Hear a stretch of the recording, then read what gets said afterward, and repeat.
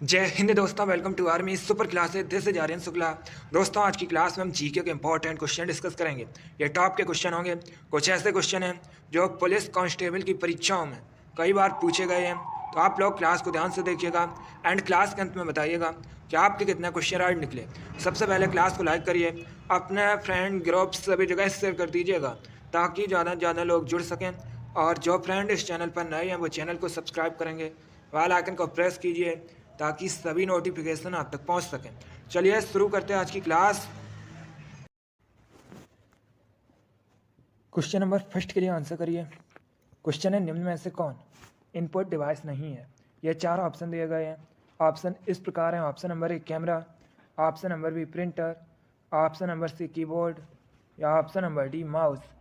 बताइएगा इनमें से कौन सा इनपुट डिवाइस नहीं है। सभी लोग आंसर दीजिए। बहुत अच्छे, गुड।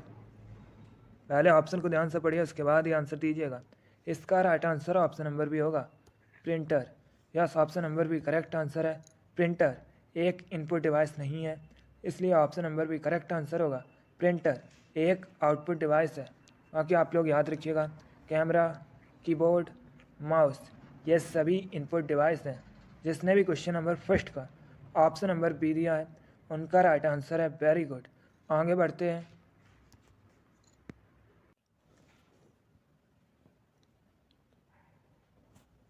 क्वेश्चन नंबर 2 के लिए आंसर करिएगा। क्वेश्चन है, निम्नलिखित युग्मों का अध्ययन करें। इस तरफ आपको सहायक नदी दी गई हैं, इस तरफ मुख्य नदी दी गई हैं। बताइएगा इनमें से कौन सा युग्म सही है। सभी लोग आंसर दीजिए। क्वेश्चन को ध्यान से पढ़िए, उसके बाद ही आंसर दीजिएगा। वेरी गुड, बहुत अच्छे। Correct answer option number A होगा, केवल 3। Yes, option number A correct answer है। क्योंकि दोस्तों मानस ये ब्रह्मपुत्र की सहायक नदी है, तो option number A correct answer होगा। अब देखिएगा चंबल ये दोस्तों यमुना की सहायक नदी है और सोन ये गंगा की सहायक नदी है। बाकी मानस तो ब्रह्मपुत्र की सहायक नदी है, तो ऑप्शन नंबर ए आपका करेक्ट आंसर होगा। ऐसे भी क्वेश्चन पूछा जा सकता है कि चंबल किसकी सहायक नदी है, तो याद रखिएगा यमुना की, सोन गंगा की सहायक नदी है, मानस ब्रह्मपुत्र की सहायक नदी है। चलिए क्वेश्चन नंबर 2 का option number A correct answer होगा। आगे बढ़ते हैं।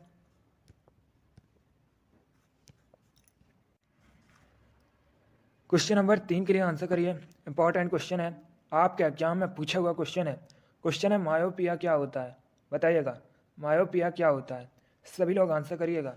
बहुत अच्छे, ऑप्शन को ध्यान से पढ़िए, उसके बाद ही आंसर दीजिए। गुड। इसका राइट आंसर ऑप्शन नंबर भी होगा, निकट दृष्टि दोष। Yes, option number B correct answer है दोस्तों।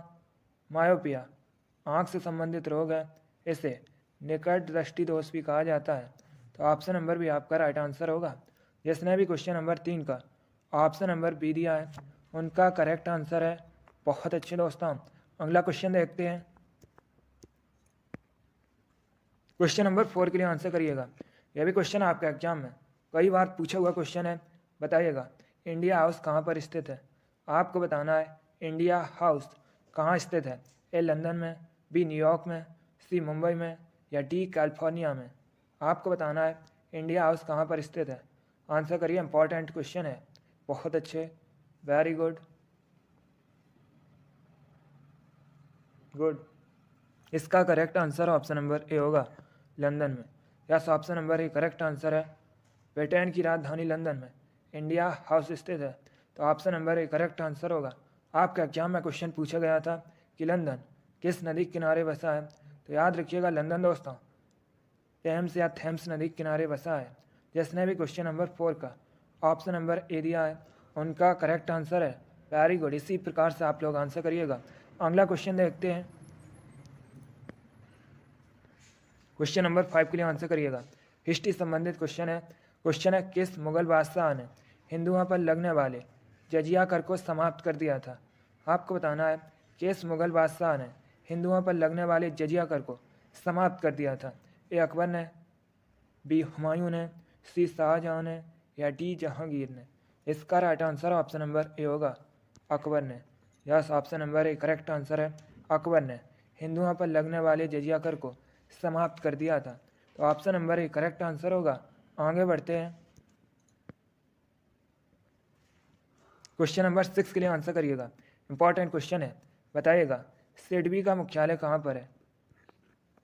आपको बताना है सिडबी का मुख्यालय कहाँ पर है। आंसर सभी लोग दीजिएगा, बहुत अच्छे, गुड। आपको बताना है सिडबी का मुख्यालय हेडक्वार्टर कहाँ स्थित है।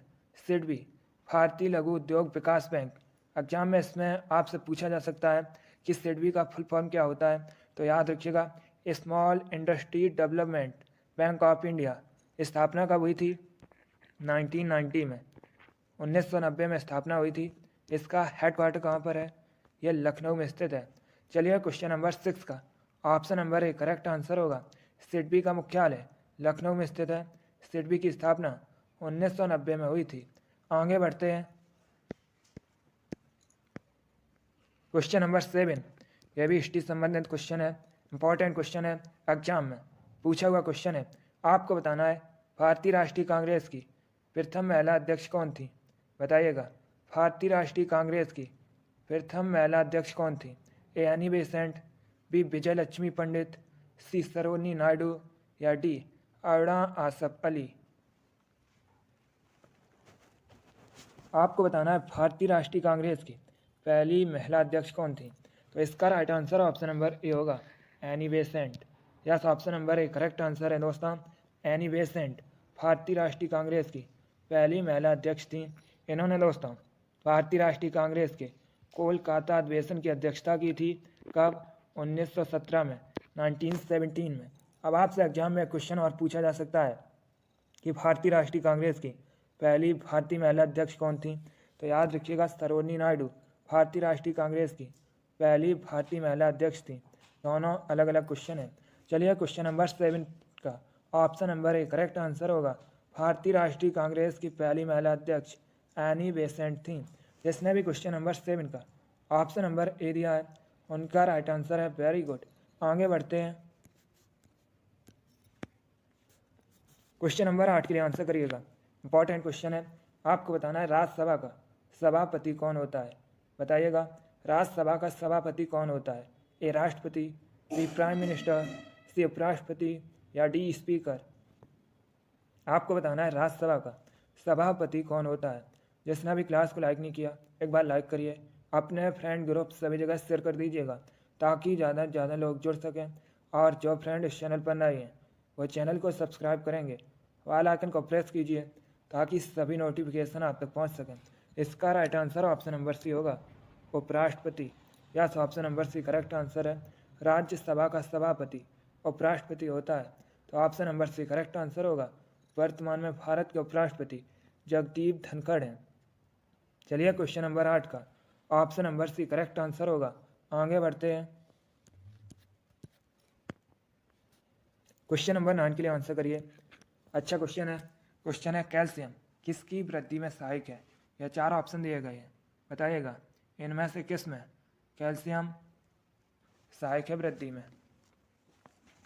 बताइएगा इनमें से किसकी वृद्धि में कैल्शियम सहायक है। Good, correct answer option number भी होगा, हड्डी की।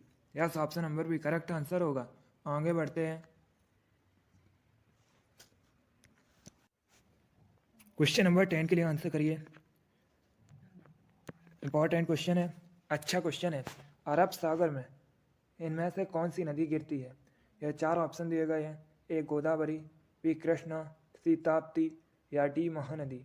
बताइएगा कौन सी नदी इनमें से अरब सागर में गिरती है। अच्छा क्वेश्चन है, very good. Correct answer option number C होगा, Tapti. Yes, option number C correct answer है दोस्तों, ताप्ती नदी अरब सागर में गिरती है, तो option number C correct answer होगा। नर्मदा नदी यह भी अरब सागर में गिरती है। बाकी गोदावरी, कृष्णा, महानदी ये दोस्तों बंगाल की खाड़ी में जाकर मिलती हैं। चलिए क्वेश्चन नंबर 10 का option number C correct answer होगा, ताप्ती अरब सागर में जाकर मिलती है। आगे बढ़ते हैं, क्वेश्चन नंबर 11 के लिए आंसर करिए। बताइएगा शेर शाह की कब्र कहाँ पर है। आपको बताना है शेर शाह सूरी का मकबरा कहाँ स्थित है। ए आगरा में, बी लाहौर में, सी बदायूं में या डी सासाराम में। बताइएगा शेर शाह सूरी का मकबरा यह कहाँ पर स्थित है। Good, correct answer option number D होगा सासाराम में। Yes, option number D correct answer है। शेरशाह सूरी का मकबरा बिहार के सासाराम में स्थित है, तो option number D correct answer होगा। अगला क्वेश्चन देखते हैं। क्वेश्चन नंबर 12 के लिए आंसर करिए। यह भी इंपॉर्टेंट क्वेश्चन है। क्वेश्चन है, निम्न में से किसके शासनकाल के दौरान ह्वेनसांग भारत की यात्रा पर आया था? बताइएगा, किसके शासनकाल के दौरान ह्वेनसांग भारत की यात्रा पर आया था? ए कनिष्क, बी हर्षवर्धन, सी चंद्रगुप्त मौर्य या डी समुद्रगुप्त? यह भी इंपॉर्टेंट क्वेश्चन है। ह्वेनसांग यह दोस्तों एक चीनी यात्री था। अब बताइएगा, किसके शासनकाल में भारत आया था? Correct answer option number B होगा हर्षवर्धन के। Yes, option number B correct answer है दोस्तों। 7वीं सदी के दौरान यह हर्षवर्धन के शासनकाल में भारत आया था, तो option number B correct answer होगा। ह्वेनसांग चीनी यात्री था। आगे बढ़ते हैं। क्वेश्चन नंबर 13 के लिए आंसर करिए। थोड़ा सा कठिन क्वेश्चन है, बट आप लोग आंसर करिएगा। आपको बताना है, व्हाइट पर्वत ये कहाँ पाए जाते हैं? बताइएगा, व्हाइट पर्वत कहाँ पाए जाते हैं? ए कनाडा में, बी नॉर्वे में, सी रसिया में या डी यूएसए में? आपको बताना है व्हाइट पर्वत कहाँ पाए जाते हैं। इसका right answer option number D होगा यूएसए में। Yes, option number D correct answer है। व्हाइट पर्वत यूएसए में स्थित है। आगे बढ़ते हैं।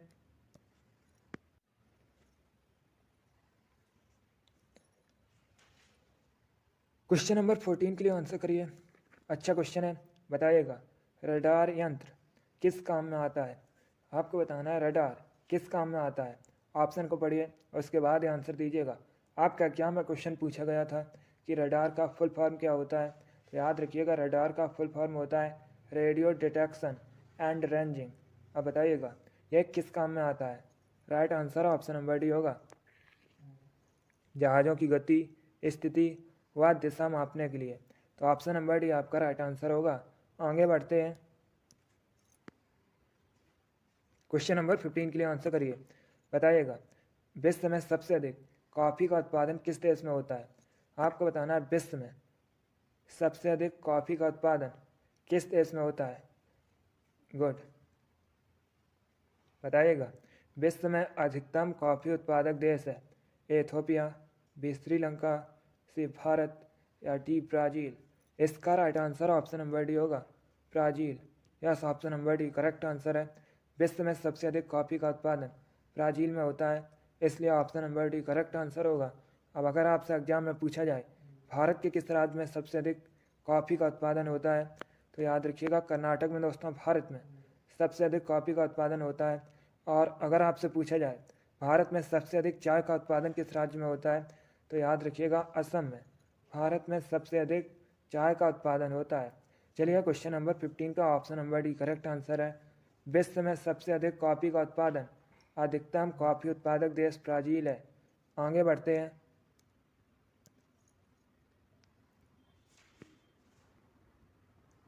क्वेश्चन नंबर 16 के आंसर करिएगा। यह क्वेश्चन आपका एग्जाम में पूछा हुआ क्वेश्चन है। क्वेश्चन है, अकबर और हेमू के बीच पानीपत का द्वितीय युद्ध कब हुआ था? ऐसे भी क्वेश्चन पूछ लेते हैं कि पानीपत का द्वितीय युद्ध यह किन के बीच हुआ था, तो याद रखिएगा अकबर और हेमू के बीच। अब बताइएगा, किस सन में हुआ था, कब हुआ था? करेक्ट आंसर ऑप्शन नंबर भी होगा 1556 में, 1556 में पानीपत का द्वितीय युद्ध हुआ था, तो option number B correct answer होगा। अगला क्वेश्चन देखते हैं।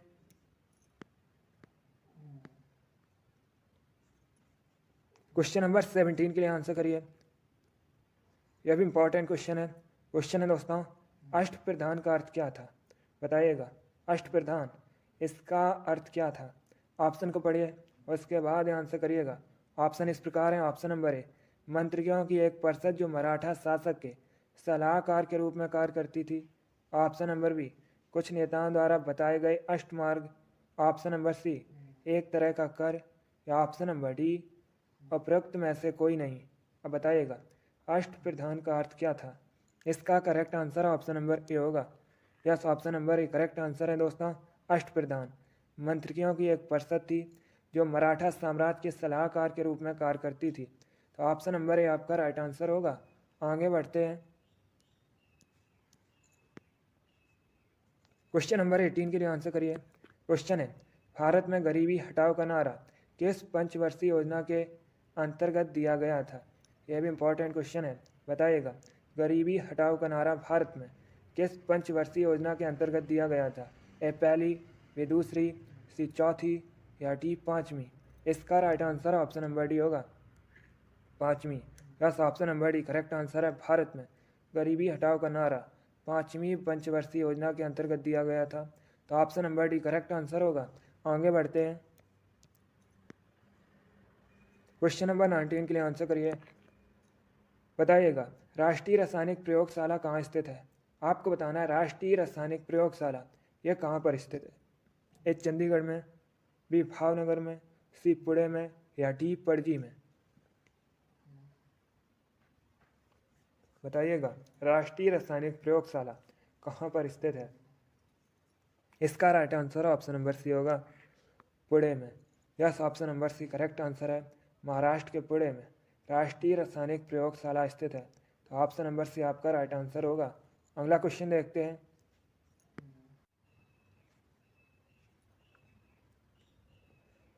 क्वेश्चन नंबर 20 के लिए आंसर करिए। क्वेश्चन है दक्षिण अफ्रीका से लौटने पर महात्मा गांधी ने प्रथम सत्याग्रह कहाँ शुरू किया था?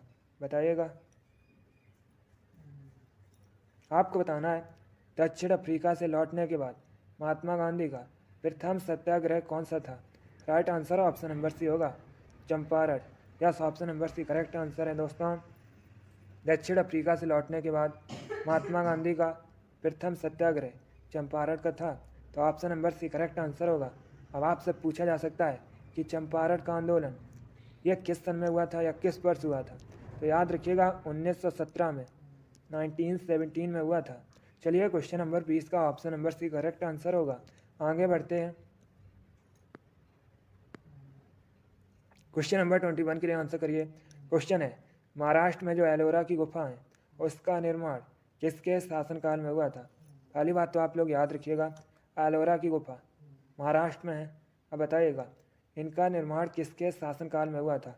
ए राष्ट्रकूट, बी पल्लव, सी पाल या डी चोल? सभी लोग आंसर करिएगा। बहुत अच्छे,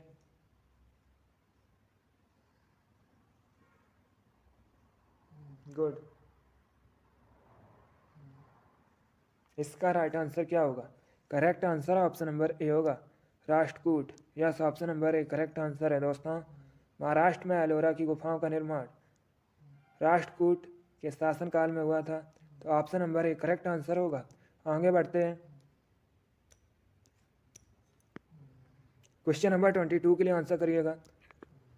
इजी क्वेश्चन है, यह क्वेश्चन है एग्जाम में पूछा हुआ क्वेश्चन है। बताइएगा क्षेत्रफल की दृष्टि से भारत का सबसे बड़ा राज्य कौन सा है?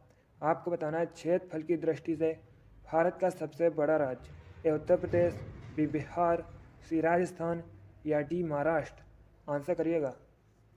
अगर आपसे पूछा जाए भारत के किस राज्य में सबसे अधिक जनसंख्या है, तो याद रखिएगा उत्तर प्रदेश में। बताइएगा क्षेत्रफल की दृष्टि से भारत का सबसे बड़ा राज्य कौन सा है? गुड। इसका right answer option number C होगा, Rajasthan. Yes, option number C correct answer है। क्षेत्रफल की दृष्टि से भारत का सबसे बड़ा राज्य राजस्थान है, तो option number C correct answer होगा। एग्जाम में क्वेश्चन पूछा जाता है कि भारत के किस राज्य में जनसंख्या घनत्व सबसे अधिक है, तो याद रखिएगा बिहार में दोस्तों। और क्षेत्रफल की दृष्टि से भारत का सबसे बड़ा राज्य कौन सा है? राजस्थान है। भारत में सबसे अधिक जनसंख्या कहाँ पर है? उत्तर प्रदेश में है। और क्षेत्रफल की दृष्टि से भारत का सबसे छोटा राज्य कौन सा है? तो याद रखिएगा गोवा। यह सभी इंपॉर्टेंट क्वेश्चन है। चलिए क्वेश्चन नंबर 22 का option number C correct answer होगा। आगे बढ़ते हैं, क्वेश्चन नंबर 23 के आंसर करिएगा।